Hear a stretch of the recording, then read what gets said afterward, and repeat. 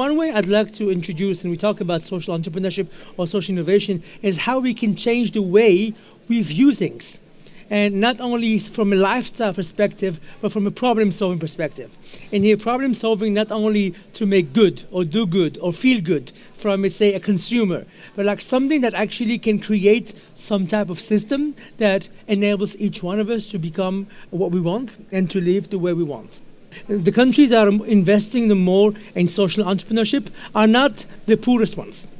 The advanced countries, if we can say advanced, whether the Scandinavians or whatever countries, this is where you see the wide range of innovations that are for the common good. And I'll close up with this, is that it's not something it's not a charity based. If we want to tie it up to an Islamic context, it's not just about, oh, there are some poor people there, I just need to give something. Social entrepreneurship is basically creating sustainable solutions with the system. You know, all these products, just because they start in Sharia or they start in social impact, doesn't mean they haven't got potential to scale in a massive, massive way. And I think they are hugely overlooked by investors. And one of the reasons that you're starting to see countries like Scandinavia put together these funds for investing in those areas is they've spotted that this is a massive untapped opportunity. And those companies that have started in either Sharia or social impact or a combination of both are actually exploding across the mainstream. Great. World Expo's a mega event like the Olympics or the World Cup.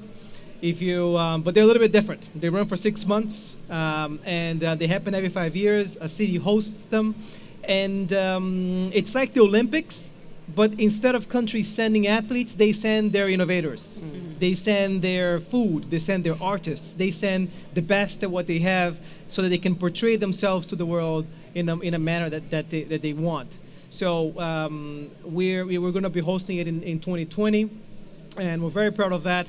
And again, within this aspect of the expo, which relates to innovation, our leadership here in Dubai made a promise that our expo would be the most inclusive expo.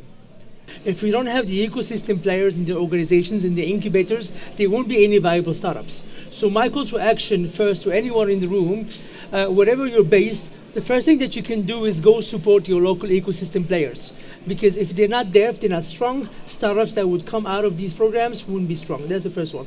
Second one, for the entrepreneurs themselves. I definitely agree with Glenn that there's no basic, I would say, curriculum or skill. But the difference that social entrepreneurs have is that they have to understand completely the social problem they are part of. Because if they don't understand it, they cannot create any solution. And if they don't design something that will actually solve the problem in a systematic way, it can work. So you have different types of programs and that exist where people can apply and go and receive some type of mentorship or some type of feedback. But on-the-ground support is what makes things. Mentorship, support, angel investment, and again, another call for people here. If you can invest in a startup, no amount is small. Because in many countries, $50 is a lot of money. It can help people to do prototype. Because if you make a prototype, you can create traction. And if you can create traction, you can call for larger amounts of money. So this is something that anybody can do. Right. But if we don't make it happen, it's not going to happen.